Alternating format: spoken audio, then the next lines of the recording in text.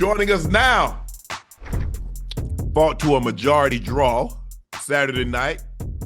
It doesn't look like he's too pleased with that, and there are a lot of people on social media that actually thought he won that fight. Joining us, Lamont Roach Jr. Lamont, how you doing, bro? What's up, man? I'm good, man. Thanks for having me. I feel real good. No, thanks for joining us. Take us through Saturday night. You go into that fight, you move up 5 pounds, you're 135 and you move up. And you're feeling, I mean, everybody's like, man, they know he got no chance. Tank told you a couple of days earlier, hey, you're not going the distance. Y'all shake, for a little 250, whatever the case may be. You go into that fight, you know Tank's a slow starter, builds up as the fight progresses, know he's trying to land, hook to the body, come up top with it. What was your process? What were you going into that fight? How did you want to fight? And did the fight turn out the way you thought it would? Well, honestly, yeah, the fight went exactly how we planned it to go. Honestly, we familiar with him. We've been familiar with him. We just knew it was a matter of time for everything to fall into play. And back to the whole everybody not giving me a shot, saying I'm gonna get knocked out and all this and all that. I know what I'm capable of, and I know what I could do. Like they just in a nutshell, they had me totally messed up. And Right. especially when he bet me saying he was gonna stop me. What do I told him himself, I said, you tripping. I said, I don't know what got into your head these last couple minutes, few days, whatever the case, you tripping. You know you're not gonna do that. Dude. I don't even know why. I told him, I said, I know you're not gonna do that. Cut it out. Mhm. Yeah. Hey, listen, when you talk about you're very familiar with them, and I understand you and your team, you went into the fight with a game plan. Is the familiarity the fact that you guys probably trained together in the past, or you've been in camp together in the past, you sparred together? Is that why you were so familiar in whatever game plan your team did have and were able to execute? Is that why it went so well? I mean, yeah, it's one of the many reasons why it went so well. Even though we were kids, some of them Mm, traits, characteristics, and just ways of a man grew with him. yeah. So Yes, sir. some of the dirty tactics, I knew that he'll, revert to that when that Mm, pressure built up. When somebody that was yes, there sir. that wasn't scared of him, when somebody was there that was there to return fire. And you know what I'm Hmm. saying? He ain't been in the ring in his professional career. He hasn't been in the ring with something like that or something like the caliber of what I got. Right. So what I thought, obviously, watching the fight, and when I look at all his take fights, most of the time, obviously, he starts slow, and then round five, six, he starts to pick it up a little bit, and by the time as he's picking it up, normally his opponent is Yeah. deteriorating. The condition ain't where it's supposed to be. But I'm looking at you. They get to round six and seven, and he coming forward, and you not even moving. So at that point, y'all mid range, you sitting in the pocket, and most of the time when he hits somebody, they retreat.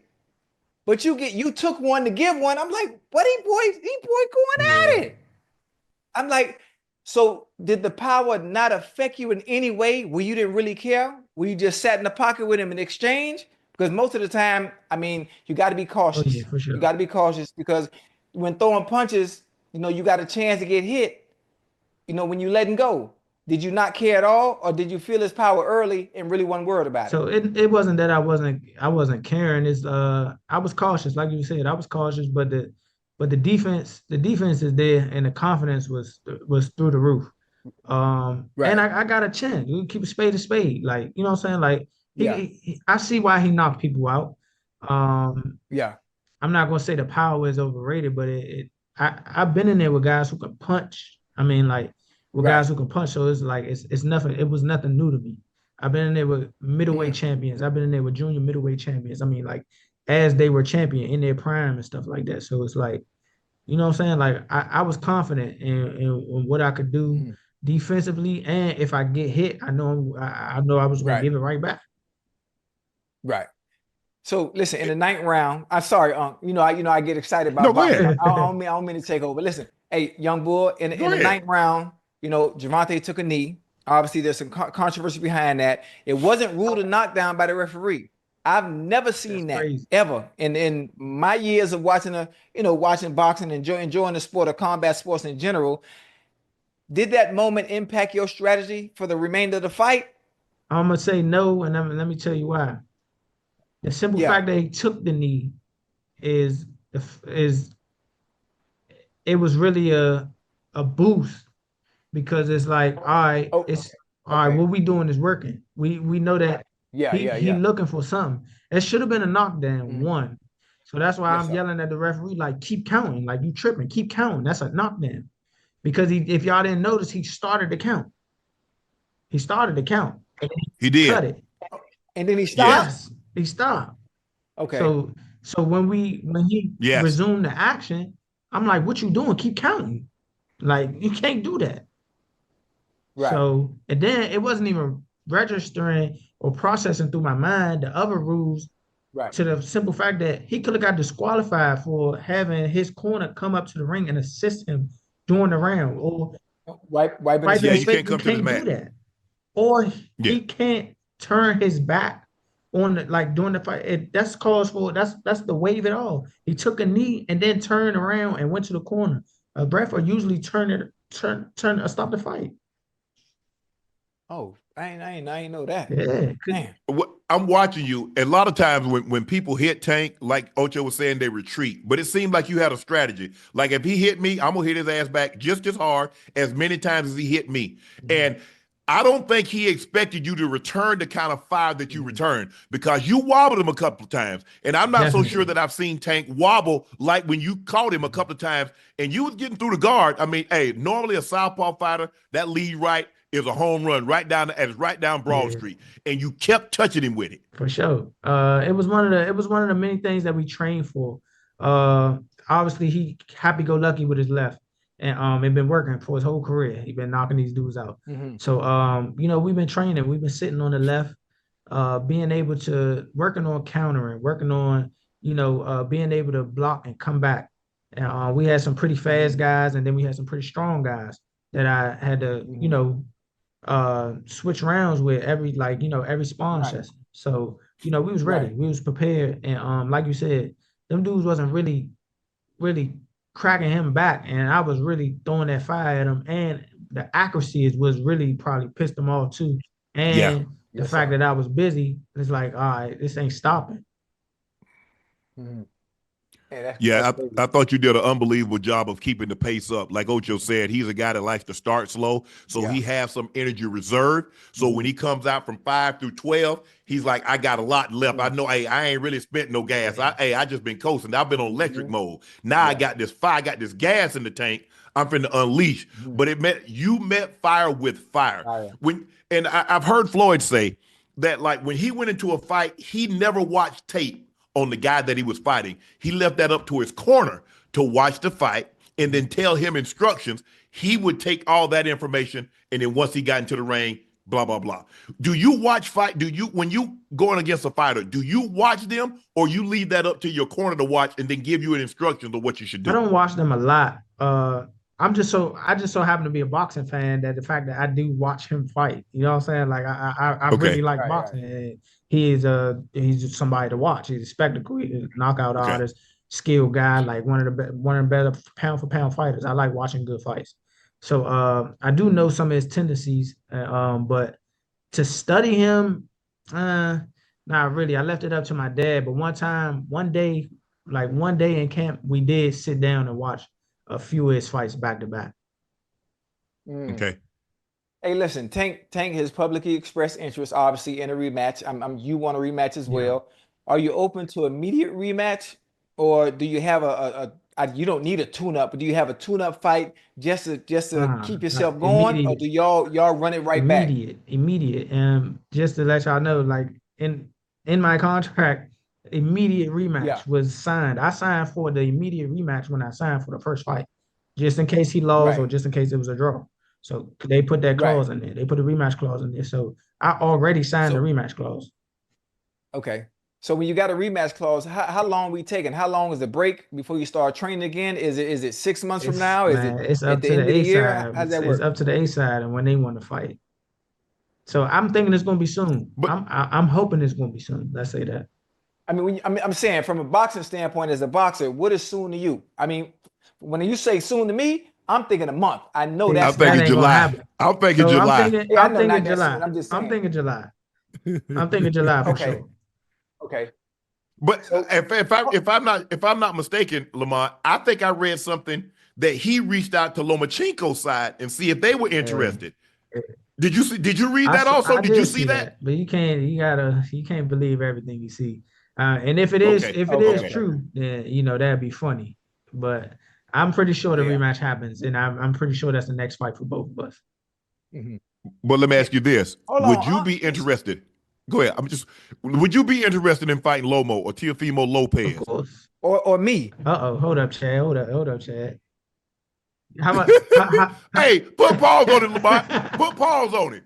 Hey, Chad, hey, if I don't know if you seen me fight Saturday, I really do this. Yeah. Hey, I was there. I was Yeah. there. I listen. I've been studying you for years. You hear Uh-oh. me? Okay. I could listen. Listen, I don't have the time, but I could tell you your tendencies right now, round 1 through 7. Okay.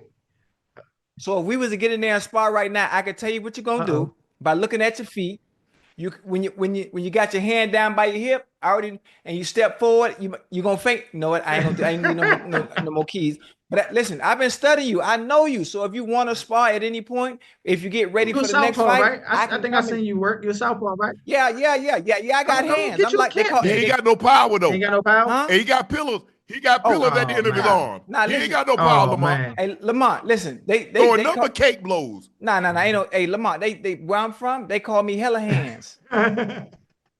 Yeah, they call me hella hands. But listen, I reflecting on your performance, right? In that fight, bro, your game plan was phenomenal. Everything you did, you executed from round 1 all the way to 12. After you have a fight like that and you put on a show like that, what aspects, I mean, like how do you improve off of that? Because if you were to grade your performance that night, you get an A+. Yeah. So what do you go back and work on after putting on a goddamn show like that? Man, just going on. See, my thing is I always want to get better all the time. No matter if I do have Right. a good performance or not. I just go back and Yes, I sir. watch the tape and see what he do. Obviously, if whatever he come with the next one, that we just gotta still Yes, sir. capitalize. We're gonna add to what works. Right. If it ain't broke, don't fix it. But we're gonna Yes, add sir. to it. We're gonna build. We're gonna build. We're gonna build. We might try to pick it up so we can see if we can get that stoppage on now. You know what I'm saying? You never know. That's how you So, capitalize. hey, That's how you capitalize. Boy, your condition was on point, boy. Old school It was on fighter, point. man. 15 round So fighter over here, man. for Yeah, for real? sure. I was in camp But Ooh. spawn Lamont, 13, 14 rounds. Wait, it, with it time or no time? No, with time for sure. With time. Okay. Cause I did 22 rounds, no clock. Wow. Chad, we gonna get you in camp. Maybe you could get me ready for the rematch. Matter of fact, bring me to camp. I ain't even gonna charge you. I ain't gonna charge you. I give you 4 rounds. I let somebody else go forward, and I come back for another Fair 4. exchange, no robbery. I like that. All All right, right. bet. man, Lamont, will you put pause on I this got man? you. Don't beat him up too bad because I need him. I need him for the nightcap. I'm So good. I don't want him to come back talking about slurring. I don't want him to come back talking Yeah, like he gonna be Champ. all right. I think he'll be all right. Don't just give him body blows. Nah, Don't nah, hit him nah, on his nah, head gear. nah, Just nah. give him body blows. I'm good. My defense is my offense. I ain't gonna All get right. hit. Okay. Lamar, it's a lot of times when guys win and they get a rematch, they're like, well, I don't have anything to improve upon, and they run into a Yeah. problem. Because you had a draw, can you go back and say, you know what? In this situation here, I should have did this instead of that, and I might have been able to land something. Is that how you go back and approach the fight because you didn't get the win? And so you're like, well, I didn't get the win. I didn't lose technically, but I didn't win either. And I think as a fighter, draws and ties, that ain't what we do it Yeah. for. We want to win. We want to be on the top spot. And because you didn't land on the top spot, you feel that, you know what, go back and watch this fight through 12 rounds. Maybe if I pick it up through the first 3 or 4 rounds, maybe that's a round or two that I win, and we don't even have this discussion at the end because it looked like they gave you round 12. Had you not won round 12, he would have won the Which fight. is sad, honestly. So to me, I thought I won the fight clearly. I thought I won a close fight. I thought I won a very competitive fight. Okay. I'm not saying I steamrolled him or whatever, but to me, I think I won the fight. Now, granted, ninth round should have been called a knockdown.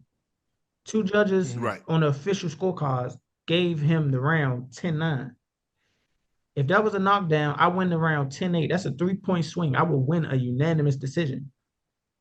Correct. So you got to take all of that into account. It's three things that could have happened in that 9th round alone with that knee. It could have been a 10-8 round, scored a knockdown. It could have been a disqualification. Or I could have won by TKO. So honestly, when you look at that and you say, I got to draw against the #1 spectacle in America, a pound for pound talent, and a guy with a 90% knockout ratio, you look at it and like, okay, if you got a draw, more than likely you were supposed to win that night. So even though I didn't get to win, I'm not a moral victory guy. I'm pissed that I didn't win, honestly. Yeah. Right. Exactly. I'm pissed that I didn't win. But I really think that I should have. A lot of people think that I should have. And the rematch is just gonna make it worse for him because I gotta rev it up. Like you said, I gotta do something.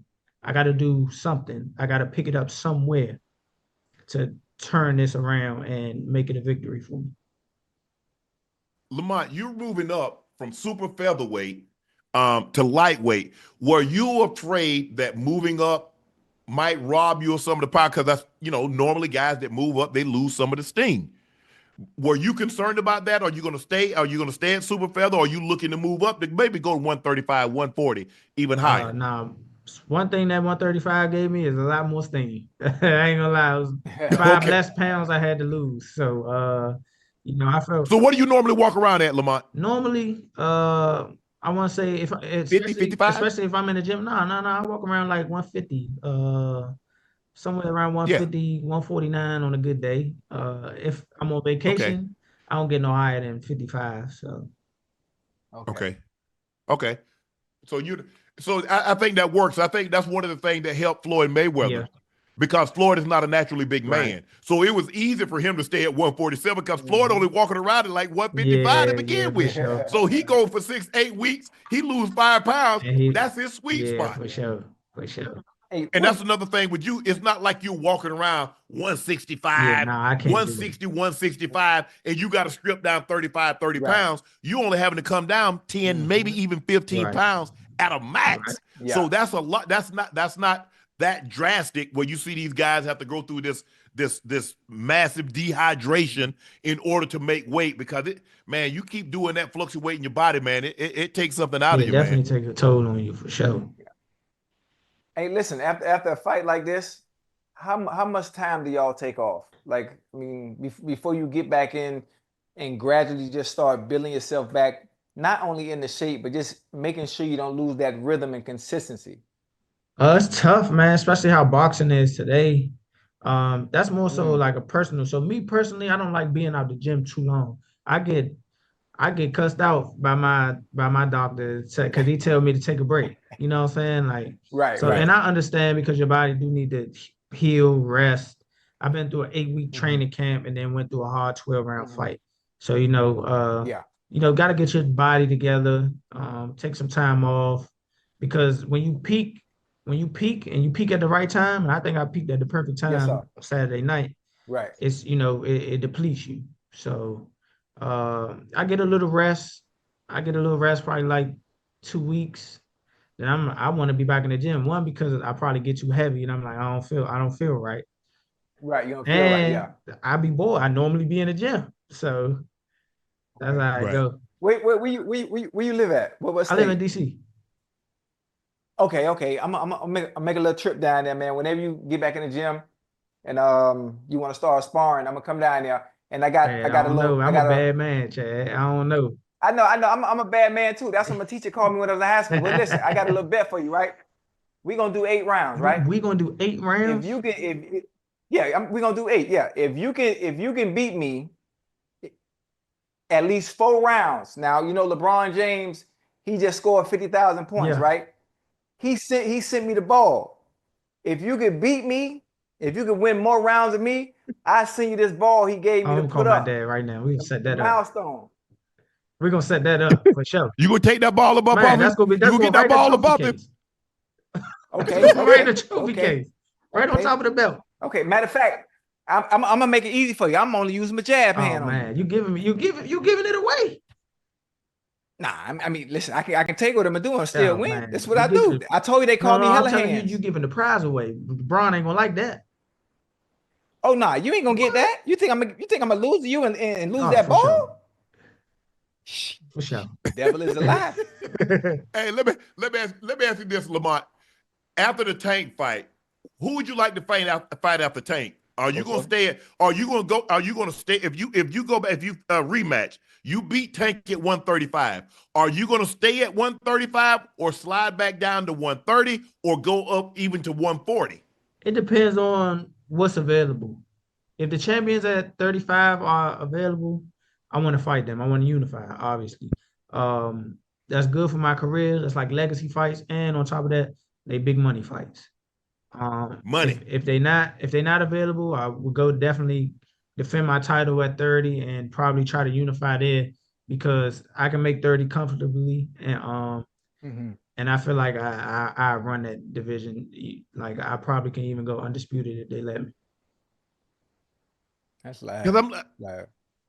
Lamont, being a student of the game, I know you heard your dad, you weren't around there, but I know your dad has told you, or whomever in your corner, about the four kings: Hearns, Hagler, Duran, Leonard, and how they fought each Yeah. other. And all the top contenders in that, they fought them. You go back to the 70s, you look at the heavyweights, they fought.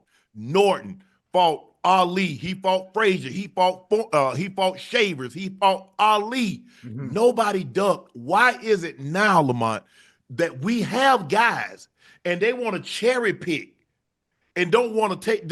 It seems like, and I love Floyd, Yeah, but Floyd that 50-0 because nobody wants to take an ass for whipping now sure. because now they feel like my legacy is ruined. I lost the fight. Some of the great fighters, we don't look at Ali because he lost 3 or 4 times. Even when he looked bad fighting Trevor Burbick or Larry Holmes, we don't hold that against him. Hmm. We don't hold it against Leonard. We don't hold it against Hagler. We don't hold it against Hearns. We don't hold it against nobody. I don't know, and I hate that. I love Floyd, and I'm glad he's undefeated. But everybody thinks now, if I be undefeated, I'm gonna be revered like Floyd, and it's not gonna It ain't. happen. It ain't. Floyd is one of a kind fighter, man. In the caliber of He his is. own. Even if a lot of people do go undefeated and retire undefeated, it's not going to be the same. And it's not going to be the same because Floyd put in his work. Floyd fought them guys when he was able to and stuff He like fought that. everybody. He fought Yeah. them guys. And he earned the right to fight who he wanted to, when he wanted to, whatever the case may be. That's just a once in a lifetime fighter. I don't know why the guys are not. Well, maybe I do. I'm gonna give you a little scoop. These guys are worried about the money that they can make if they Told you, if Unc. they still have a O on their record. They think that a blemish Yeah, would knock down the value of their whatever they have in their contract or whatever they have presented to them, which is, crazy to me. I think if you put on a good enough fight, no matter if you win or lose, the performance is what matters. It's really what matters. So people gonna pay to see you fight if you fight the good fights. That's what they're gonna pay to yeah, see it. they're gonna pay Mhm. to see it. That's why pay-per-view numbers used to be so high because people are gonna pay. They want to see certain fights. They want to see them fights. Mhm. Look at Mickey Ward and Arturo Gotti. Ooh. That was jam packed. Laws didn't Yeah, matter. People still paid big money to see that because they know they was gonna get for action. sure. They Yeah. was getting But active. now Lamont, guys like, you know what? Yeah, if I fought Lamont, I can make 15 mil. But if I fight this guy that I know I can whip, I can make 10. Mhm. So why take the chance for an extra 5 Mhm. when I can get this can over here and I can whip him for Yeah, 10? So But I then just all get me a couple, I get me 5 or 10, I get me 5 or 10 of these $10 mhm. million fight. Why would I need to take a risk for 2 of those big fights? but Nah, I then ain't gonna do that. Unc, you got to think about that. Lamont, I told Unc the other night, we talked about this too, right? Not only do certain people not want to take risks, but you want to build it up until you get to the really, really good fight. So if you got, like you talk about the four kings back in the day, yeah, right? And today's, if you got the best boxers, right? And if all the best boxers fight each other right now, and not have fight after fight after fight, and actually build it so people want to actually want to watch, and you can maximize your pay. That's a little different. Think about how long before Earl and Bud actually fought. Yeah. Look how long it took. Look how many fights they had because there was a build up to it. So from that standpoint, I kind of get it and understand. You want to maximize your pay. You also, nobody wants to lose, but at some point they ain't gonna have no choice but to fight each other. But Ocho, you got to The understand. timing got to be right. But think about it, and Lamont, you know this. Sugar Ray went to 160 to fight He Hagler. definitely did. Hearns went He up. definitely did. He didn't come down. They went to him. They did because they And you started talking off about as guys like that's very welterweight. similar, 130, 135. They went up Sugar Ray was 147, went to 160. Hagler, Hearns was 147, went to 160. He definitely right about that. That's middleweight. And Ray and Duran started at 35. So That, But Come Duran on. he was that small. yeah, one of the Yeah. best lightweights to ever do it. yeah. Horse hands A was lot of 135. those guys started. Yes, a lot of those guys started there. Ocho, 30, 35.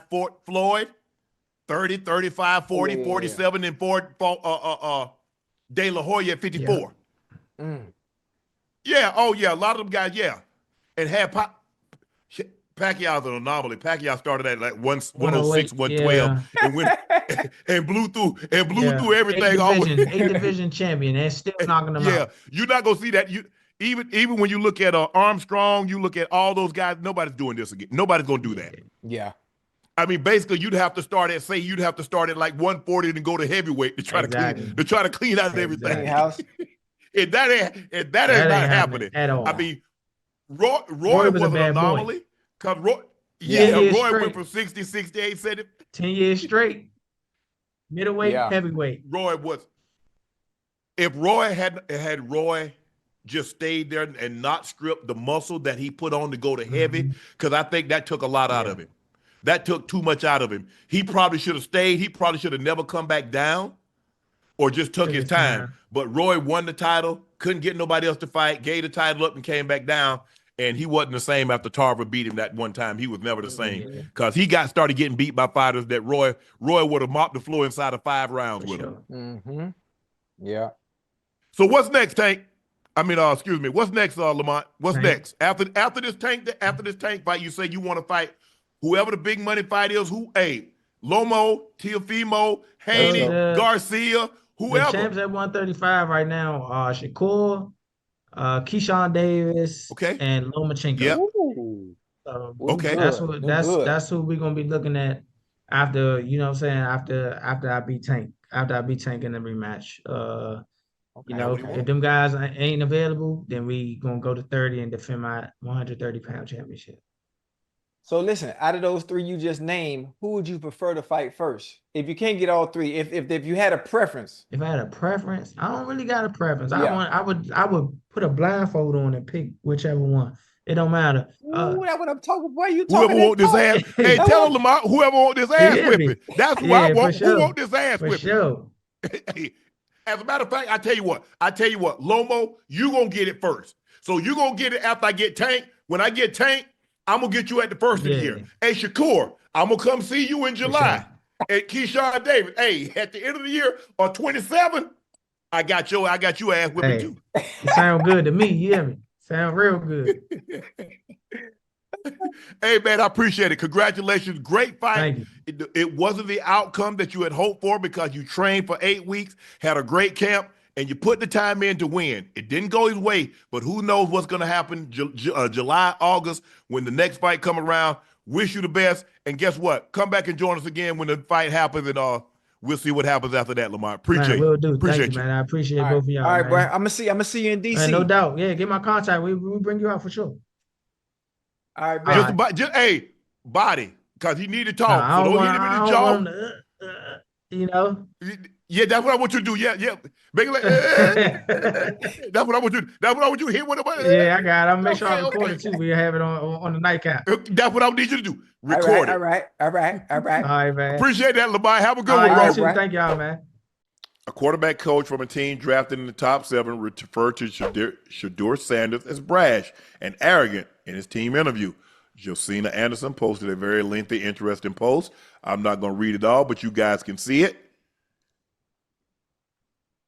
Here we go with this again, Ocho. That's what you want from your quarterback, huh? No, listen, don't change. You know who else is brash? Can I tell you one quarterback who is brash, especially coming out of college with the way he plays, the way he carried himself? By the name of Baker Mayfield. Yep. He went number 1 too. Cam. Baker Mayfield was trash. You know, Cam. huh? Cam, brash. Huh? You know who else is brash? Johnny Manziel was brash. You know? Now all of a sudden, there's a problem with having confidence in yourself. He's not brash. It's about having confidence. It's believing in yourself and believing in the work that you've already put in. The resume speaks for itself. Turn on the film. There's a reason he's talking the way he's talking. I believe I can come in and change the franchise. How is that brash for feeling that way? If you're not serious about changing your franchise or having a franchise changing quarterback, I'm not the one for you. What's wrong with saying that when that's exactly what the teams are looking for? Someone with that type of confidence. Not soft-spoken. You are a leader of men coming in as a rookie to change the franchise. You have to be. What are we talking Okay, about? let's just say for the sake of argument, Ocho, everything that he said, everything that this coach said, that he's brash and he's arrogant, can he play? That's all that. Yeah. Can he play football? He's a football player. He's not into politics, because in politics you need to be likable. That's why people will vote for you. In this situation, can he play football? Okay, does he have any issues off the field? Do you worry about having to have your phone on ring the entire night? Are you worried about, if you see my player here, give me a call. Watch out for him. Is there any such thing that you need to worry about? His dad was brash. I'm confused. At the end of the day, can the guy play football? Can the guy, if you want a politician, if you want a Cub Scout, someone that's going to be in the church, okay, fine, I get that. I want a football player. I want him to have good character. I don't care about the brashness. I don't care about all that stuff. I don't want him to get in trouble off the field, although I understand that young kids will make mistakes, because I was young. So I'm not here to condemn for a first-time mistake. I just don't want to see a repeat offender. That's what I get upset about, repeat offenders. But I don't have no problem with Shedeur. I don't have no problem with any guy. If that's what we're talking about, that's what we're about here. Now, you have to understand, a lot of times, Ocho, we brag because we had to, a lot of times we were playing against people that were bigger than us, older than us, and we did something good. We had to let them know. That's how we grew up. Every time. Man. Every time.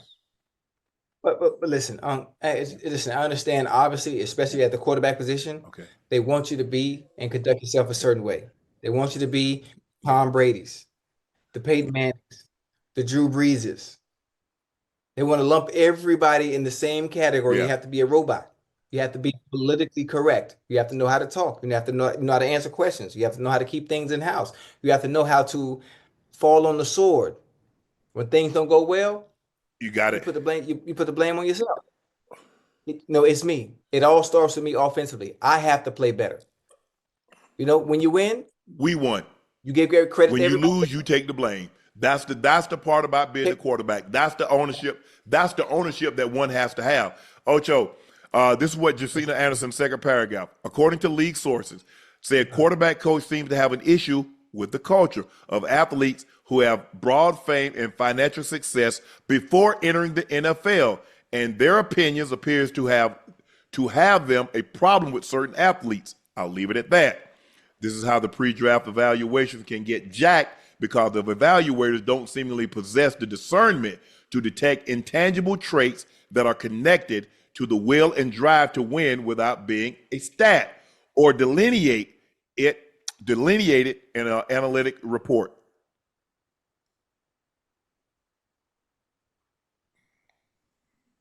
They don't. I mean, if you're not familiar with said culture, see somebody from a Right. different culture, somebody from the Asian culture or the Jewish culture, I couldn't. But I know my culture. I know how we talk. Yeah. That Yeah. man, think about it. And I've always said that you've heard me say this numerous times, chat. What I respect so much about guys that parents that had money, his dad is time. Mhm. He said, "No, I don't want your money. I want to do it myself." Peyton Manning parents have money. He Yeah. said, "No, I want to do this myself." Bronny James' dad is LeBron James. He said, "Nah, dad, let me put the time in." I got That it. says something because a lot of times we see Mhm. people, kids of famous or well-to-do, they don't have that kind of drive. It takes a special type of person Mhm. to go up, living in an ivory tower It comes from with mink slippers yeah, and and still silk had it. pajamas and Yeah. say, "Hey, I want to get it out the Yes. mud like my dad or like my mom did." I know. Everybody I ain't got wired to. like that. I got to. Yeah. For Shedeur and his dad did everything. He put him in the right situation, had great coaches, had a cultivated relationship with Tom. Tom would talk to Shedeur, probably checked him out on film, probably work with him. What's wrong with Mhm. that? Isn't, wouldn't we, if every parent could be in a position to make sure their kid got the best teachers, the best coaches, the best physios, would we or would he Yeah. or she not do that for their child? Absolutely. That's the whole point. I, I, That's the whole point in being a parent, being a father, being a mother. That's what you want I'm to do. confused. Oh, it goes without saying. But just for the sake of argument, you have the other side that creates stuff like this. They don't care. Oh, he's not conducting himself the way we Well, feel that's he your should. kid. You didn't raise it. Can he play? Oh, I love it. I I love don't it. That's think all I that don't think matters. there'll be a That's all it comes situation down to. that he's going to get in trouble. He seemed very level headed to me. I know he's gonna be level Yeah. headed because I know his Yeah. dad. I know his dad extremely well, and his dad jokes Mhm. around, but they know he no nonsense. They know he no nonsense. Especially when it's time for business. When it's time for business and perfecting your craft and getting better at your craft, putting in the work, the homework, the studying, the training. How many Man, times come you've on, heard man. Time say, "I'm two things. I'm coach and dad, but I'm dad first." Mhm. Mhm. Make no mistake about that. His kids are Right. very, very of the utmost importance to him. He's always Yes, been sir. this way. Y'all think this is Time. This is who he is. Now he behaves a little different when he on the phone with me, but he, I don't get it.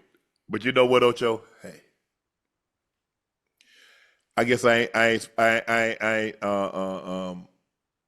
Bucky Brooks responded.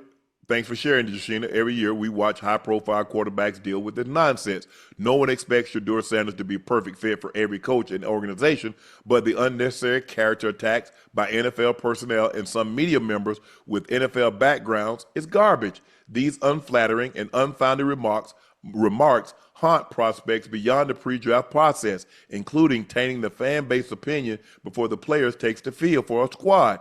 It's stupid. It does. Right. Right. Perception is a person's reality. So, wait. Whoa. Whoa. Whoa. Whoa. Whoa. Whoa. Whoa. Whoa. Whoa. Whoa. Whoa. You ain't finna get it. You ain't finna get away with that one. Hold on now. All right. Somebody stole up. Come on now. You know You try with I that? travel with that now. I got all your stuff in here. Perception is a person's reality, but perception is not always the truth. Oh, girl, you in your bag. Wait a minute.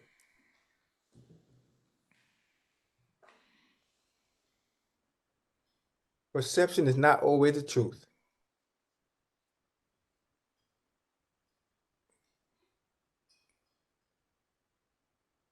Good one. It's look, he's been dealing with this his whole life. Because guess what he's been? Deion Sanders' son. He's been dealing with this his whole life. He's going to deal with it for the rest of his life. No matter what occupation, that precedes him. For the longest time, and I still get it, I'm Sterling Sharpe's little brother. They be in the airport, hey, Sterling. I said, bro, you loud and wrong. Yeah. But you're close. You with that boy now. Yeah. I just, hey, when they call me Sterling, I just, yeah. You play for Green Bay? No, I play for Denver. Oh, yeah, that's right. You the one that played with Favre. No, I play with Elway. But okay, but go ahead. Keep it going. Hey, they use some. They still do. What you mean used to? They still do. I'm like, bro, Ocho. You know and what's guess funny? what they tell me? Man, y'all don't look nothing alike. I What? say, he my brother, not my dad. Hey, what the hell? Hey, people today still, and most of the time as women, is very funny. Obviously, they're fans of me, and they confuse me and T.O. all the time. Yeah. And I mean, sometimes they miss. I'm not sure how you mistake me for T.O. T.O. is about 2 inches taller, and he got about 40 pounds on me. You know, he's 6'3", about 230. Like, I'm confused now. You know, I'm one good looking brother. I'm one good looking brother. Now, I'm not saying my brother from another mother is ugly or nothing, but he don't look like this. So I'm not sure how you compute Now, my the two. sister and I, we look alike. You look at my sister and you tell, okay, they brother and sister. My brother looks just like my mom. Me and my sister look like my dad. But it's okay. But I understood that growing up. Imagine, I got a brother that's 3 years older. So I'm a freshman. He's a senior.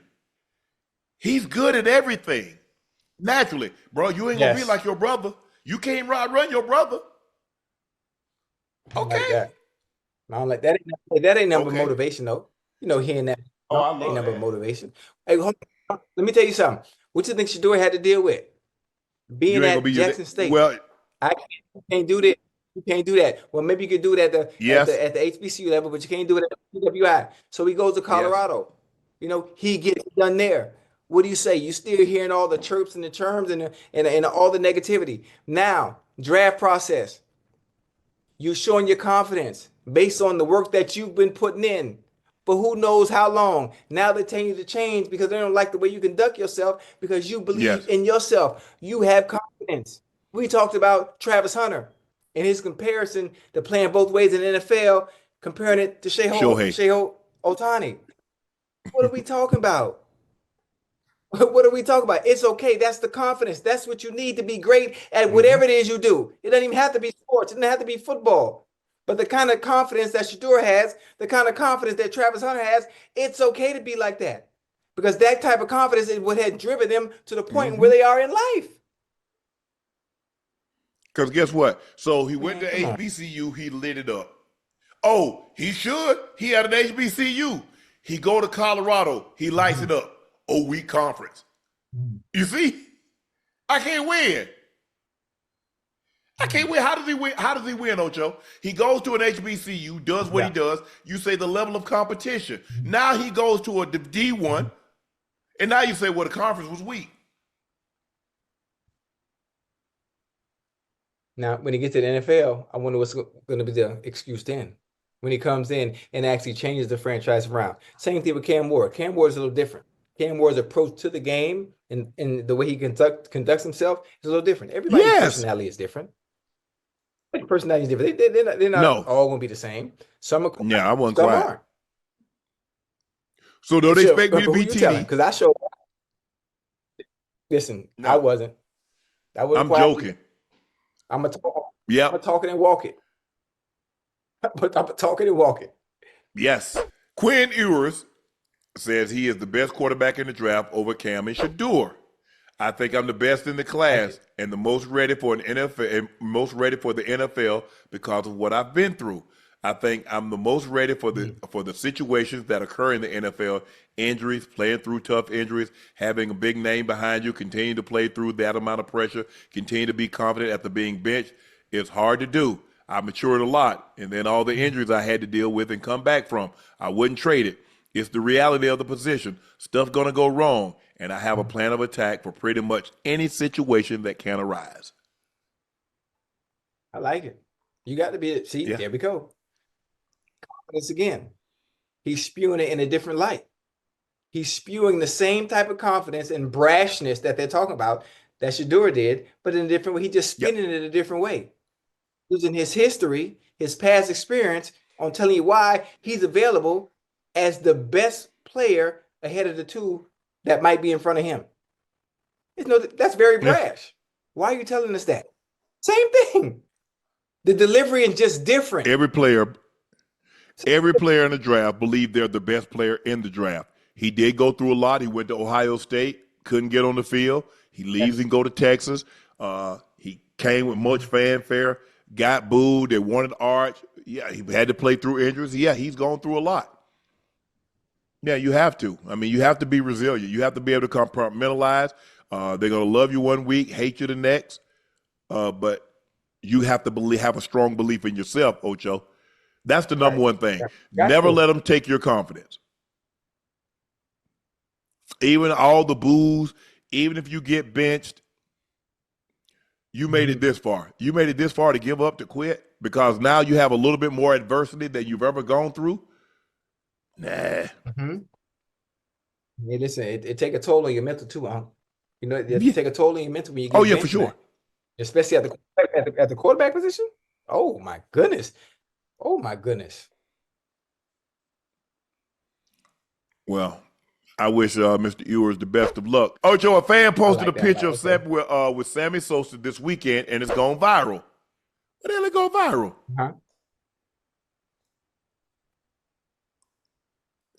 Yeah, Sammy? Yeah. Oh, you're trying to say which one, Sammy? No. Wait, Sammy got on Cubs yeah, no, outfit, they say Sammy he black again. Yeah, I saw that earlier. I thought somebody played around and photoshopped the picture because how do you go from bleaching your skin to being black again? Man, Sammy look like the Wayans brother, the white chick.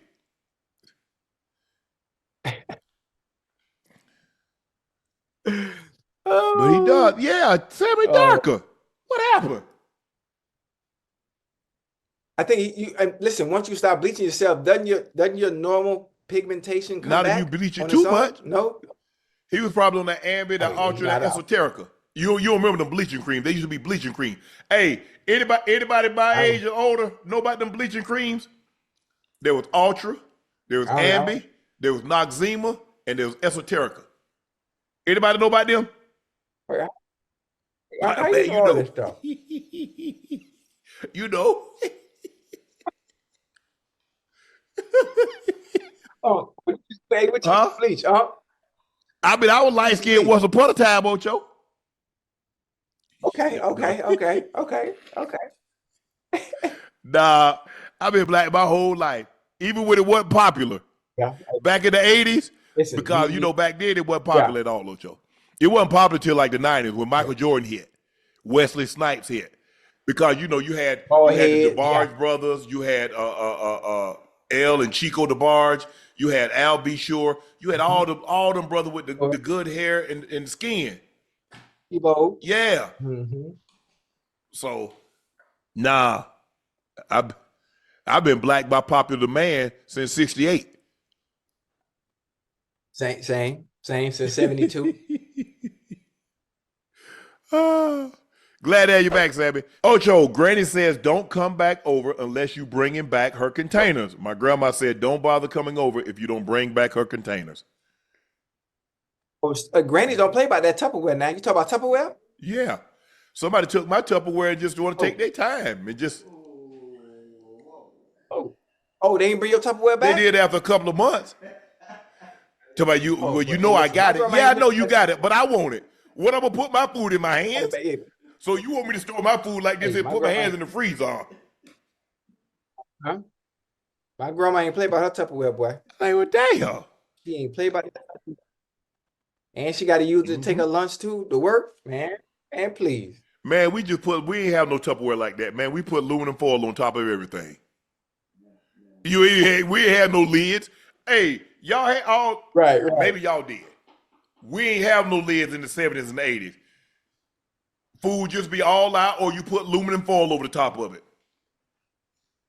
Yeah. I'm, I bet you didn't have. I bet you didn't keep your grease in the coffee yeah, in the coffee that bean in the Maxwell coffee put it can. on right on the stove. Yeah, come on now. We don't live the same life. Come on now. Man. Hey, Come on now. I like I said, I ain't know nothing about no Tupperware. Hey, we ain't have no Tupperware. I mean, we had, Right.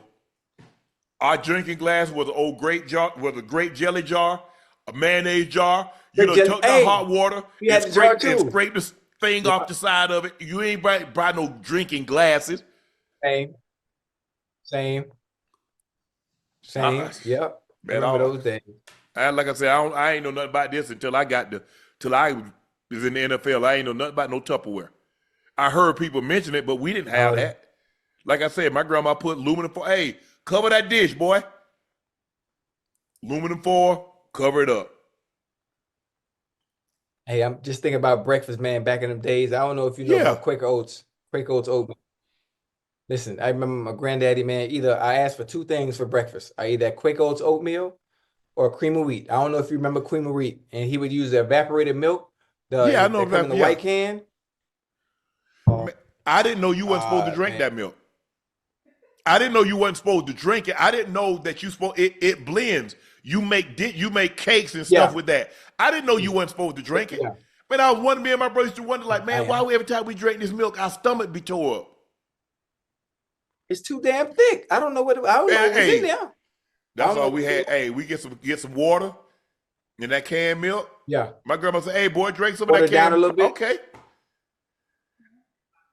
Put a little water in there. Now, and the milk had to be really spoiled. I mean, it almost had to be clabber. You know what clabber is like? It's coagulated. Now, if it was like that, we wouldn't drink it. But hey, if it's just a little smell, oh, you got to go in the cereal. You got to go on up in here. Hey, my girl was like, hey, you be okay, boy. Man, do. But yeah, my grandma wouldn't. Hey, you gonna be toting the dish out there with aluminum foil over. You wouldn't get no Tupperware, so so you were good. Gervonta Tank Davis escaped Barclays Center on Saturday night with a majority draw against Lamont Roach. The 30-year-old Davis, who is undefeated and was heavy favorite, took a knee in the middle of the ninth round before retreating to his corner and remembered to wipe his face with a towel. The unusual move, essentially a timeout, should have been assessed a knockdown, and Steve Wilson appeared to begin the 10 count. But Willis then can be heard on the broadcast telling Davis, you take a knee like that, it looks like a knockdown. However, the fight continued without Roach being credited with knocking Davis down. Davis said during the post-fight interview in the ring that he got his hair done Thursday, and the grease from the hair was burning his eyes. Hairstylist denies putting a lot of grease on the hair. Especially, I did his hair Wednesday. It's Saturday. He did press, gym, weight. That's not an excuse. How much grease did I use? Damn. She's like, you ain't finna mess up my business. Yeah. You got. Hey, listen, you had to be careful with that answer because obviously, because she's the one that does this hair, her clientele has shot up because she's the one that does this hair. Now you come out and say something like that, you're the reason why. Now that's gonna mess her business up. So she got to come out and defend herself absolutely right away. She has to. Now, obviously, watching the fight, watching the punch, I think he's surprising. I think he's surprising with the punch. And hit him in the wrong spot, the wrong place, and they caught him by surprise, and they called him to go down. I'm just saying, honestly. Who Roach? Yeah, Roach caught him by surprise with the. I didn't think he got hit. You don't think he so? got hit? I don't think so.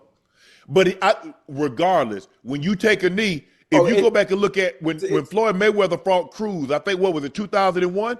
And he hit him on the button, and he hurt his hand, and he took a knee. Yeah. And they started, he's like, and they started the 10 count.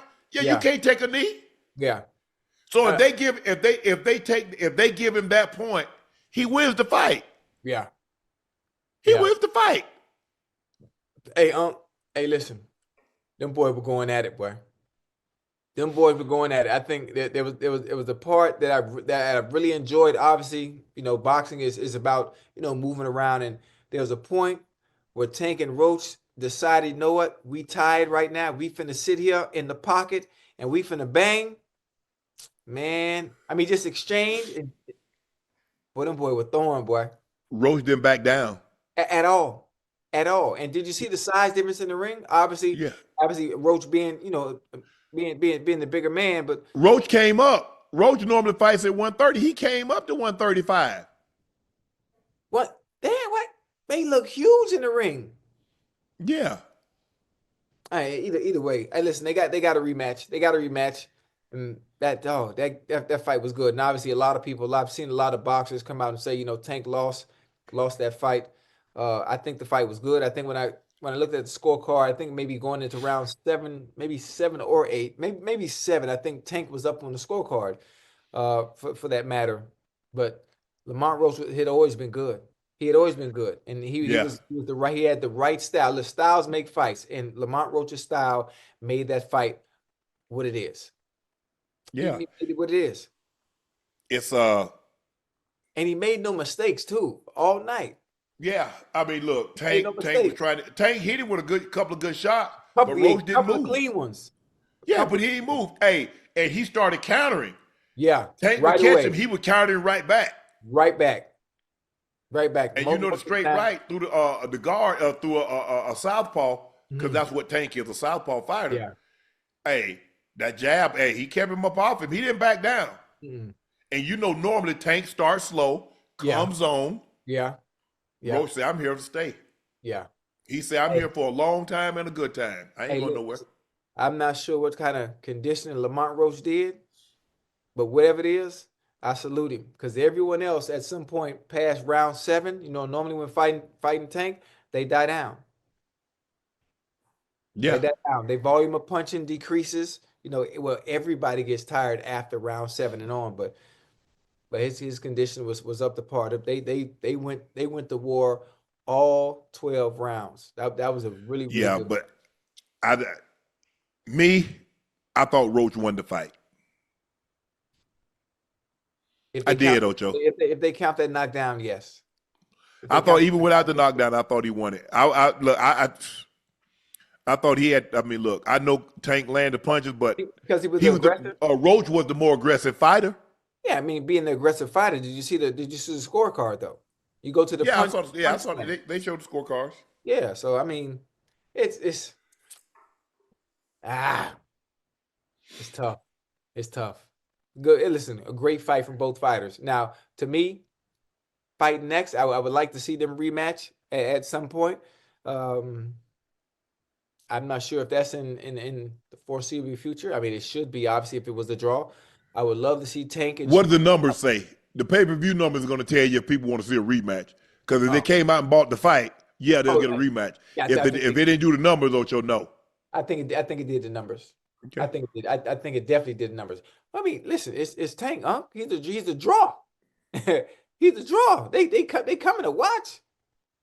They coming to watch. I mean, I'm excited. I can't wait to see him fight Shakur. But everybody had a lot to say. Shakur had a lot to say. What's his name? Tank Haney had a lot to say. Bud had a lot to say. Yeah. But I think you do realize, Ocho, what this does is that it gives fighters like because everybody know Tank got power. Yeah. Now they're like, okay, I want to fight him. Shakur's like, okay, let's make this fight happen. Right. He talking about Bud looking at Canelo. Bud ain't looking to drop no weight. He ain't nobody want. The only fight Bud can make is Canelo. Right. Now that's a big jump to go up three weight classes. Huge jump. That's huge. I mean, normally somebody go up a weight class, maybe 2. Right. Because Roy Jones, yeah. Roy was super middle, but Roy was fighting at light heavy. Yeah. So he went up a bit from cruiser to heavy. Heavy, yeah. But that's gonna be a good one though. That's gonna be a good. I mean, Listen, But I thought Tank when you got to the middle rounds, Ocho, you got to round like 4 and 5, and like, okay, here come Tank. yeah. Here come Tank. Well, But Roach that's what like, he steps on the gas after round 4. He normally steps on the gas and comes forward, just in general. But also, you got to understand, at this level of elite boxing like that, you got to be careful, especially when you're exchanging. One shot, boy, you gone. yeah. Hey, listen, one shot, you gone. So us as fans watching from the outside looking in, you want them to just get in there and just throw and just. But hey, it's a chess match, Uncle. You got to be careful. You make one mistake, you going to sleep. Mm-hmm. You going to sleep. Well, the little guys, what they do is they put, but see, they put punches together. As you go up in weight class, them the ones that turn the lights out with one fight. Now, still, even at the smaller weight class, they catch you with a punch you don't see, they can turn your lights out. Yeah. Catch you in between punches, boy, it's a wrap. Yeah, they catch you throwing a punch, you throwing one, and they get through quick, or the one hitter quitter, the overhand that you don't see until it's too late, or the uppercut that you never see because it's coming from the blind spot. Blind spot. So that's why you look at Tyson. Tyson was always to the body, pop, and he coming through. He coming through the guard. He coming through the guard. Tyson gonna bang the body. You know what's gonna come. You know what's coming. Stop it if you can. But it was a good fight, Ocho. I don't normally pay for fights, but I say, you know what? Let me see what's really going on because I know we're gonna talk about it. I wanted to see Tank. I wanted to see Roach. Tank bet him $250,000 that he was gonna get him out of there. Roach said, no, you won't.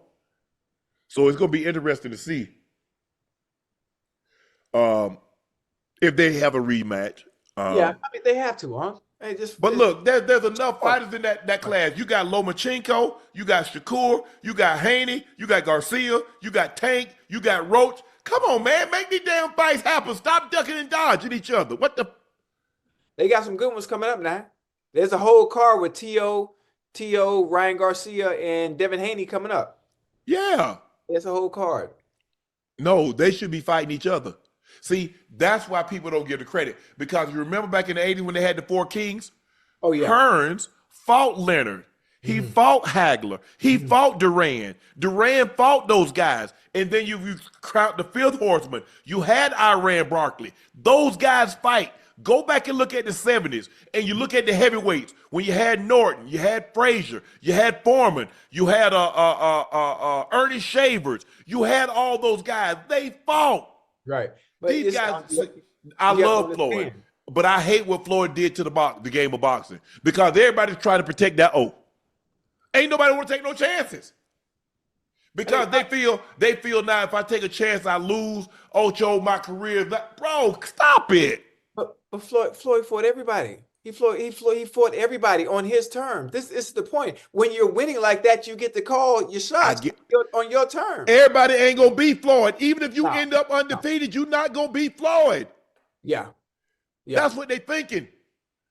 I'm trying to think. Then all the fights, like all the fights too. Obviously, you want to see all the fighters fight each other, but also they have to keep building it up to maximize the person which they can get. You can't just fight just to fight, just because everybody want to see you fight. You got to wait. You got to build it up. You got to get some fights in. You got to create some type of chaos, some type of goddamn turmoil. Lomachenko has done enough. Shakur Stevens has done enough that they should be able to get in the ring with Gervonta, with Tank. Hey, it's not that easy though, huh? It ain't that easy. I mean, the way you say it, for us on the outside looking in, like, forget it, make it happen. But the money got to be right. The money right, Ocho. The fact of the matter is, this is what guys do. Instead of taking a risk at $20 million, they rather fight somebody that they know they can beat for 10. That's how they doing it, Ocho. Yeah. People see what they're doing. That's why UFC has surpassed them, because Dana White ain't let you dunk nobody. And they ain't got, and see, you got the WBA, you got the Ring Magazine, the WBO, the IBF. You got all these the sanctioning bodies. Right. You got too many belts. Man, fight. What you get the sport for? I mean, just think about it, Ocho. If sports was really like that, you know what? Kansas City's like, nah, we don't want to play Philly. Y'all send somebody else to the Super Bowl. Over that, hey, that's I Hey, like I that's like what these I like guys doing. They ducking. I like you to put it that way, but you got to understand. But at that level, at the elite level, you have to be careful. You have to build your resume. That you want to maximize the You type don't of think Lopez don't have the resume to be able to fight Tank? Torfimo, yeah. okay, so what you saying, build a resume. So he don't have a resume right now that's impeccable enough to fight him? What about Yeah. Shakur Stevens? His record ain't good enough? But again, we talk about purse. You got to think about how they thinking. They think about that bag. They think about that money. I don't want to fight you right now because financially it doesn't make sense. It doesn't. It doesn't. No, all I'm saying is, man, you got to fight. What people loved about Sugar Ray. This is why boxers today don't get the love and the adulation that the old guys, because they fought, Ocho. Yeah. For no money. Yeah. Yeah, exactly. Look, go No, back and look at. they are prize fighters. That's what they are. They're prize. Yes. We could want them to fight as much as you want, but I'm telling you what it comes down to. What is my purse looking like? Ocho, The time your has purse to be looking right. like because you not fighting nobody. They not getting no $1 million. They not getting 1 million buys. They're not getting 1.5 million buys like Floyd. So stop trying to think that you're gonna beat Floyd. Oh, I see what you mean. Yeah. Well, you ain't gonna never be that because everybody was tuning in to watch Floyd lose. There's a difference. That's how I even got to that point. But look at Tyson. I mean, go back and look at those guys. Those guys fought. You got to fight. Ocho, at the end of the day, you got to fight. You got to fight. I want you to get your money, but ain't nobody gonna be tuning in to watch you box somebody. They want to see you. They want to see Lopez and Shakur. They want to see Tank and Shakur or Lopez. Evan Haney, Ryan Garcia. Yeah, they want to see fights like that. All those are great matches, but again, why is it so hard? I see some people in the chat complaining and start making excuses. Why is it so hard to get fights? Why do you think people don't want to send contracts? Or when they do send a contract, they look at it and be like, I ain't fucking signing that shit. You ain't even paying me. It all comes down to one thing at the end of the goddamn day, no matter what y'all say in the chat. I ain't making no excuses. The purse ain't where it need to be. Why the purse isn't where it needs to be? Because they don't want to see them jokers fight nobody. They want to see them fight the best. And the purse will be there. I'm not paying you no $25 million to fight some guy that's 13-5. And you 27-0?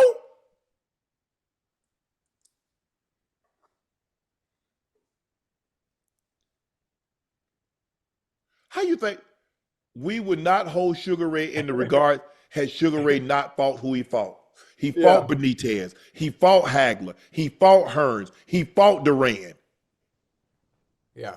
I mean, it's different. It's Hearns fought Hearns, Hagler. They fought. You talk about in the 80s, the four kings. Yeah. The best. We never go back and look at the 70s and look at those guys. They fought. Yeah. Foreman, Ali, Frazier, Norton, Shavers. What's the other guy? There's another guy that George Foreman just went, and they went like 8 rounds, but it wasn't aesthetically pleasing.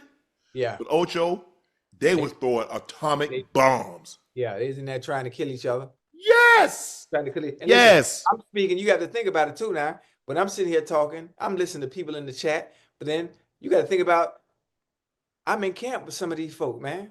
I'm listening to the conversations. I'm in there, literally. You know, why certain fights are getting made. I'm in there with Boots. I've been in there with Caleb Plant, Benavidez. I done been in the camp with Tank. I done been in the camp with Shakur. It's the same conversation, the same thing over and over. So when I'm saying stuff like this, people say I'm not making excuses. I'm sitting there listening with my own 2 ears. I'm listening to what the issues are. Well, we can't make this fight because the money ain't what it should be. And why am I getting in risking myself or risking the L or O or whatever it may be for every case? For this? Because you in the fight game. Why get in the fight game? Every time you step in the ring, there's a chance. There's a chance. Oh, there's always a puncher's chance, but I'm still telling you what it is. I'm just saying. I'm just saying. Man, look here. Until they start that, and that's why the people to stop watching. You got to go all the way. The Saudis, they try to make they making fights in Saudi and in Dubai because the Joker won't fight over here. Fight. It's so funny. I see people in the chat talk about I'm lying. I mean, it was well documented. Everything I'm saying, all you got to do is just type it in. It's there. But anyway, anywho, it's all good. Man, I just want to see them fight. I just want to see good fights. Give me man. Hey, Ocho, man, you look. I done been to prize fights. Ain't nothing like it. No, oh man, that atmosphere. But ain't no. I mean, when the last time we had a? I mean, we got to go back to when Bud fought Earl Spence Jr. Woo, that was nice. Yes, hey, that was nice. I remember going to see Tyson fight. Ain't nothing like a heavyweight now. Oh no, big time. Boy, Tyson back in his prime. Everybody came out. The world stopped. You hear me? But you better not go to the bathroom or get concession because it's going to be over by the bribe. You brought your ass back to your seat. You're going to miss the fight. Oh, you missed it. You just spent 10 grand for nothing. Oh, yeah. But I want to see these guys fight. I think the chat want to see them fight too. A man goes viral for buying his girl a Honda Civic for her birthday and gets clowned on social media. A man goes viral buying his girl a Honda Civic for her birthday and gets clowned. Ocho, why are you alone? Honda Civic is a good car. I mean, look at y'all make it seem like the man an athlete. Damn. Forget a Honda Civic being a good car. I mean, you're getting the vehicle to get from point A to point B. Obviously, you want to stay within your financial lane. You don't want to get something that you're not able to afford. You don't want to get something that you can't pay for. You can't make payments. It's not that difficult, people. The man got something based on his salary and what he makes, where he's comfortable helping his young lady out. That ain't hard. That ain't difficult to understand. It ain't. And the people, most of the time, the people making fun of it probably couldn't even. They ain't got no car. They ain't got no car, Ocho. Man, don't get me started on that. Yeah, I mean, but and see, that's why I know. That's why I've been talking to a lot of people. Say, Shannon, the internet ain't real, because the Ocho, the internet will have you thinking like, man, I really need to get me another job. Look how these motherfuckers living. Man, they taking pictures. You spend $1,000 just to go take a picture on a private jet. You renting cars, you renting homes. They got people thinking that's your crib. For what? Just so you can impress somebody. Or you trying to impress somebody that you never met. Yeah. That guess what? They don't care about you. It's all about portraying a certain image, Unc. Yes. I mean, there are not a whole lot of guys that would be willing to buy their girl a car, even if it is a Honda Civic. And she seemed just as happy because it was better than what she had, which was nothing. Nothing. It beats better than catching the bus. Yeah, absolutely. They're going to try to shame the man, talk about clown the man on social media. Bro, put your arm around your lady. Because a lot of jokers out there wouldn't buy. Man, I'm surprised they didn't call him a simp. Because you can't do nothing for your lady. For taking care of your lady? Yeah. For doing what you Bro, you ain't got no girl. You simple because you ain't even got no girl. But because you, man, I wouldn't do that for my lady. Y'all ain't gonna tell me what to do for my lady. I'm gonna do whatever the if I want. Absolutely. Every time. So, man, you a simp. Okay, and your point is. Y'all think they be thinking they be hurting your feelings talking about that. Bro, y'all ain't got no money. As a matter of fact, y'all ain't got no, you might have money, and when you talk about I don't gotta do all that for my girl, guess what? Somebody else is. Oh, I don't even want to break no bad news. I don't bad. Don't do that. Don't do that. I ain't gonna break no bad news to nobody, Ocho. All it take is, Unc, the funny thing about it, all it take for her is to experience it from one person. To see what it's like. Yes. One time. Oh, this is what it's like. Oh, this is what I've been missing out on. Yes. Okay. Yes. Okay. But I Ocho, I mean, if I didn't play in the NFL, took care of my money, let's just say I'm a hardworking guy. Right. I work at a regular 9 to 5, blue collar. Yeah. And I ain't blue collar. Real blue. Yes, sir. But collar black because it's dirty, because I'm working my ass off, Ocho. You know what I'm saying, Ocho? Yes, sir. I'm with you now. And if I'm gonna take care of my lady for sure. That's a part of it. Right. Always has been. That's me. Now everybody ain't wired like you and I that we believe that we should take care of those Yeah, because you got to. I'm gonna take care of mine. Damn what somebody else do. I don't care what somebody else do for their lady. I'm gonna tell you what I'm gonna do for mine. Mm-hmm. Mine. So Yeah. what you do, I'm cool. You don't want to take your girl, do this, or you don't want to do that. I ain't finna judge you. I ain't finna look down at you. But I'm not gonna make you feel bad because I can and you can't do for yours. Because that's what Right. it comes down to, Ocho. A lot of guys can't do anything for their lady. Mm-hmm. And since they can't, they're gonna try to make you feel bad that you Bad. can. Exactly. Exactly. And matter of fact, they're using the word simp. They're using it out of context. They're using it totally out of context. Now the guy that's in here talking. Look at that's my dog right there. The one, the only. I mean his real name, mama called him Nathaniel, but we call him Earthquake. Quake, what it do? Hey, what up? Ocho, what's happening there, Quake, what's up, baby? How you doing, boy? So blessed and highly favored. See, I had to put my real name Yeah, up man. there because Trump is deporting people. I have to let them know I'm from here. I'm looking, I'm like, Nathaniel? Who the hell? Yeah, this ain't no time to be earthquake right now. It's hot in these streets. You got to keep your passport with you, say your real name. You can't say Oh, yeah. mess around, get deported, man. Can't get back Wait, in what's here. going on, bro? How you doing?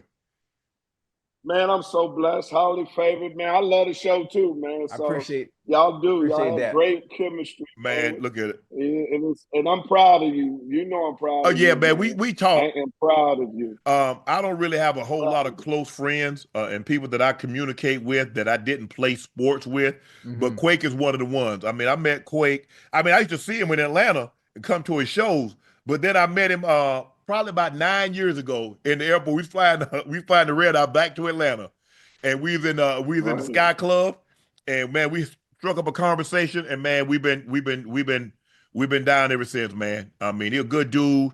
Real dude. Hey, there been some times I had to call him up. He said, "Man, look here, let that go, man. Let that There you go. go. Let that go." He had to talk me off a cliff. They He had to got talk me off a cliff, They Ocho. got it. I tell them all the time, Ocho, let them hate from the cheek. Yeah. Oh, yeah. I got Because I ain't coming off of this hill. I can't do it. I can't do Yeah. it. That pole is hard on them. They're going to have to do it by themselves. Yeah. Oh, man. That's crazy. Hey, Yeah. Quake, I wanted to ask you, man. Listen, I've been watching you over the years, man. You've been in comedy, man. You've been in the game for a long time, boss man. And I'm a fan. I'm a huge fan. How has your comedic style evolved over the years, being that through each era, you know, your not what you call your sets have to change based on your audience. Well, I always think as a true artist, your comedy should reflect the era that you're in. Ah, And that's why I'm saying it's so important now that everything we're going yes, sir. through, you can't have knock-knock jokes. This is the time to be the Richard Pryor, James Carvin, to be able to reflect so you can have this Right. longevity if you're relevant in the times that you're living. You know what I mean? So that's always been my key. I'm quick with it. I don't take a long time, and then I have a different delivery style, much as like a Right. preacher, and I'm rapid fire. So I'm like McDonald's. I'm over 1 billion jokes told. So you don't get no time to wait for me. I ain't got them long Right. stories and waiting for it. Right. Yeah, Aaron Pryor type. Yeah. You know what I mean? Just keep punching to the bell Right. stop.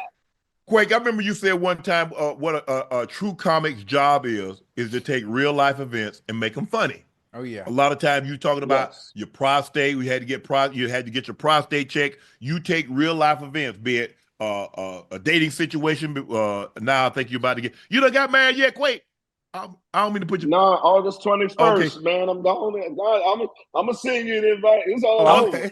Though we walk through the valley of death, I fears no evil. But, Got to get out them streets, Yeah. hey, man. Hey, man, it's too dangerous, I'm man. following up right behind you. Man. It's time to get out them streets, man. These old players better realize that's what they make sidewalks for. Come on over here Get and out be the road. safe. Hold on, Get hit Quake. by a car. Get out the road. Oh. Ain't like seeing an old man get hit by a car. Hey. Quake, let me ask you this, Quake. When you first started doing comedy shows and you're on the circuit, you're chitlin circuit, and you going to leave small club and you making 50 and they paying you $100, did you ever think comedy would be as mainstream and you could make the money that you're making right now when you first started? Yeah, because see, I own my own club. And Uptown Steve Comedy. Harvey came. Yeah, and Steve Harvey came, and it's 93. And Steve Harvey came, did 3 shows on Friday, 3 on Sunday. And I wrote him a check for $72,000 on 93. I said, man, I ain't know that kind of money was here. Yes. I said, yeah, I can stay here for an hour just for the stuff that you utter. Oh, man, yes, Lord. I knew. It's a beautiful thing if you can draw them people to come in. Quake, you was in the military. Let me ask you this. When did you know that, you know what, comedy is the avenue I'm going to pursue? Because you went to the military and you could have been, been a civil servant, or you're like, nah, military, they don't make no money. They don't make no money. I might as well go ahead and make this real money out here being a comedian. When did you start taking comedy serious? Well, I wish I did have a good, to be quite honest with you, a story like that. I was going to do 20 years in the military, but the war broke out. And I said, I don't mind practicing for war, but y'all fighting for real, man. I just came here to get away from my mother. Now y'all need some real soldiers. You can drop me by off at the crib, man. I ain't no real soldier, man. It's time to tap out. So I went to Atlanta and just tried comedy out, just as a net, just tried it, and ain't nothing better came. That's why I got the name Earthquake, because if it didn't work out, I ain't want my family to be joking on me, talking about, do you know he got out the military trying to be Richard Pryor? So I used Earthquake, so it worked out. So, that's it. I ain't want to mess up my good name. So somebody said, Earthquake, you bomb. I'm like, I don't know no Earthquake. My name Nathaniel.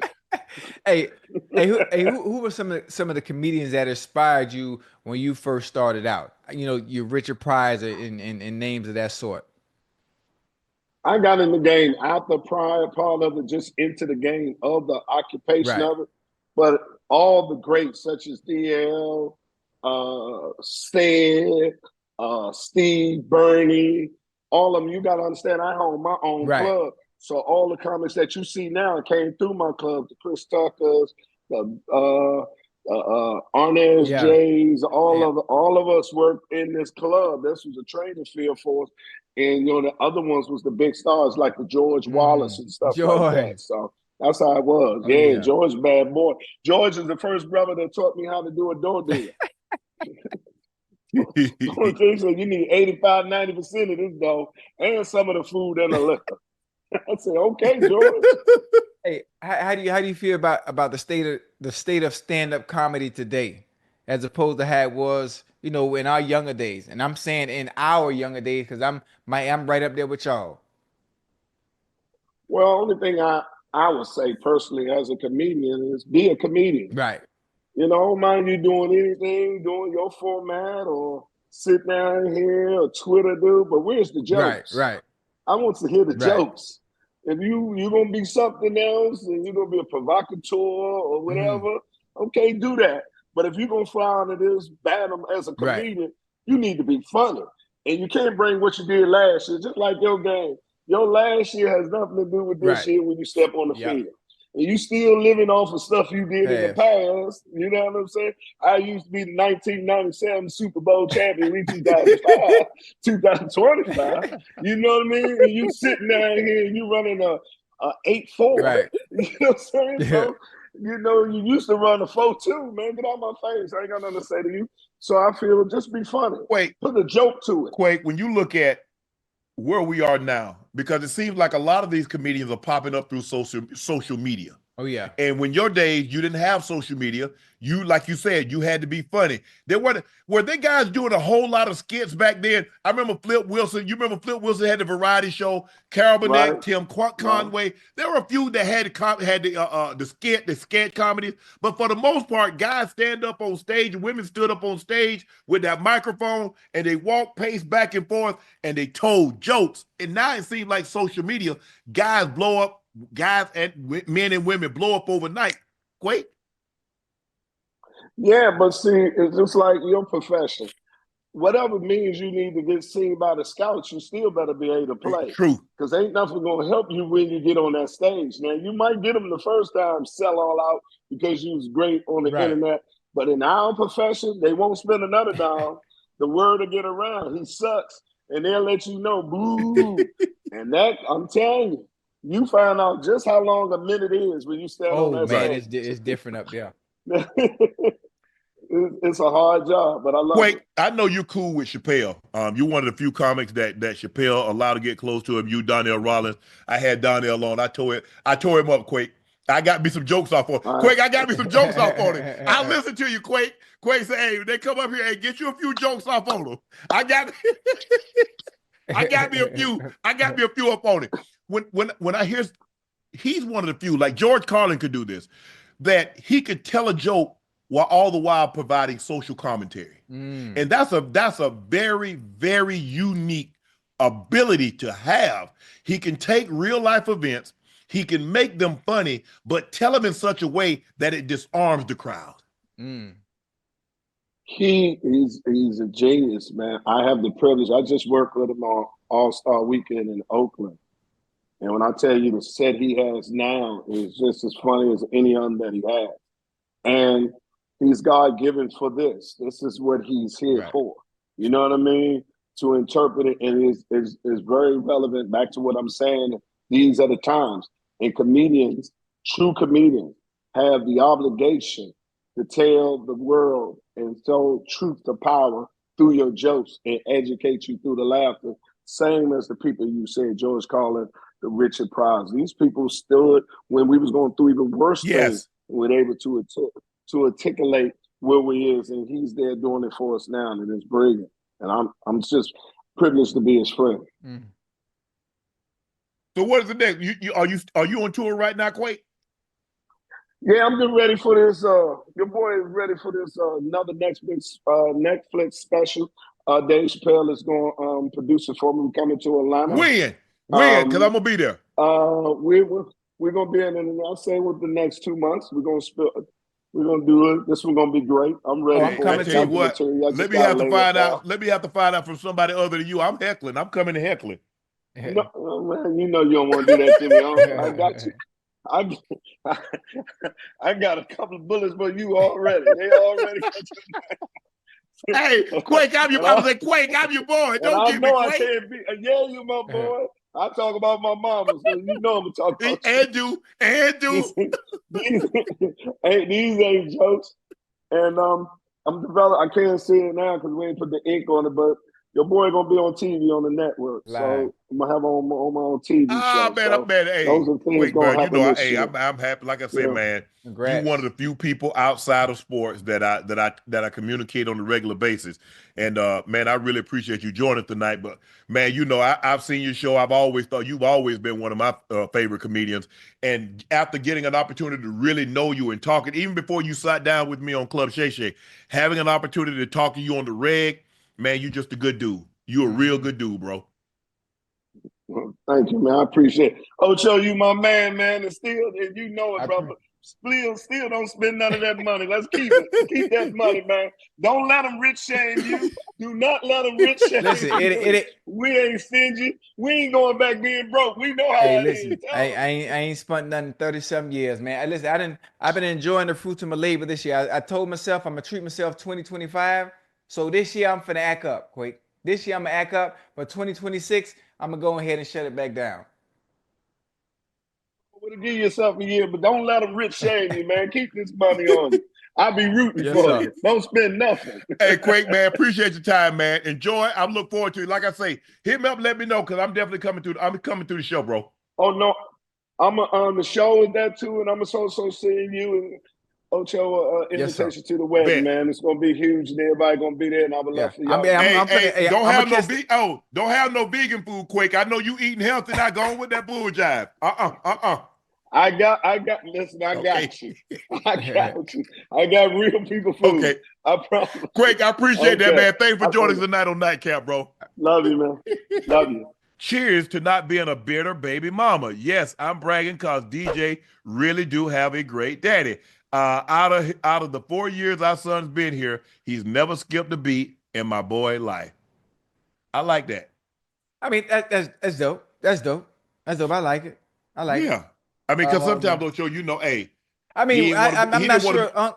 I don't know about reward. What we supposed to already be doing. I mean, you're not supposed to get a reward for what you're supposed to do. That's what he's not supposed to miss a beat. That's his child. But I Yeah, get well, it. we not supposed to argue. You're not supposed to get mad if I date somebody else and I move on, Oh, right? now, okay. I like. Yeah. Okay. I'm with you. I'm with you. Then Yeah. you're right. I agree. I don't believe, but I mean, I don't know if I'd have said I would set my child's my co-parent. I don't want to say because hey, Shannon called me my co-parent Right. money for doing what they're supposed to. Wait. But You wouldn't do that? what? Like you don't send money just if they need an extra, you wouldn't. What It's I'm not. saying, It's not even. And I'm not even. I'm not speaking on the part on in context of her sending it because he's doing a good job. Listen, just the fact that they have a child for me, you always good. Or you don't operate. I mean, I'm just saying that's how I operate. If you have a child for me, you're always good and always will be, for the simple fact that you do have my child. right? Regardless of your circumstances, regardless of who you're dealing with, regardless of who you're seeing, every time, depending on who you see, they might not be as, you already know what I'm trying to say. Yeah, I don't check nobody's pockets, but if there's something that you need regarding the child, sometimes maybe not regarding the child, depending on the importance of it or the situation. Okay, you good, I ain't nasty. yeah. I think my kids. I think my co-parent It's good. understands the situation and not. Right. Yeah. Okay. Okay. Look, we were young. We had kids young, first time parents. I'm in my career, they wanted things that I'm not. I didn't think I could give at the time. Right. Looking back on it, probably should have handled things a lot different. I'm not saying that I would have changed anything about my career. I'm still but I probably could have squeezed some time in. But you Yeah. don't know what you don't know. Yeah. And you're feeling that's gonna hinder, it's gonna hamper my ability to be the player that I want to be. And so that was, hey, but I ain't make peace with them. I made peace with the kids. Right. That's who I owed it. That's who I owed it to, was the kids. And I think I had a conversation with the kids, and they understood, or they told me they understood. I don't know what's inside their head. I just go by what they tell me, Ocho. And so that was what I was able to do. But hey, kudos to her for not being bitter. Maybe he's moved on. Maybe she's moved on. And sometimes, Ocho, you have a kid with someone, and they're bitter, you're bitter, and all you do is bicker, and the only person that suffers is the child or the children. So I'm glad we can agree to get along. Ocho, the $30 lunch debate is still going on. Yeah. Bunny said, I hate cheap ends. I'm no greedy woman, but if I want a seafood boil for lunch, as is plate from Shay, yeah, $30 is not enough, itch. Please tell me $30 is not enough. Crying. I'm not getting McDonald's for lunch, boo. What's up, Ocho? I mean, hey, listen. I mean, it will go on and on and on and on and on. It's Right. one of those. It's one of those what I like to call Black Twitter topics. yeah. It comes through every so often, the same thing, same conversation. Listen, depending on who it is, depending on who the guy is, giving you $30, you're gonna take that 30. Yeah. You're I gonna can see, take that 30. Ocho. Now, maybe if it's a guy and you in our situation, Maybe you Oh, like, well, damn, baby, it's that's all you different. got, $30. Nah, But you're it's talking about, different. but everybody ain't got it like that. Yeah. Everybody can't just what is it? Cash App, Yeah, Zelle, okay. Yo, see your PayPal. 1,000, see your Okay, 1,500. Vimo. Okay, yeah. You know, Uh, everybody can't okay, do that. so it's called Cash Apps. Yeah. Okay, everybody ain't got can't afford to Cash App you $200. And hell, who the hell eating $200 for lunch? One person. A $200 lunch, Ocho?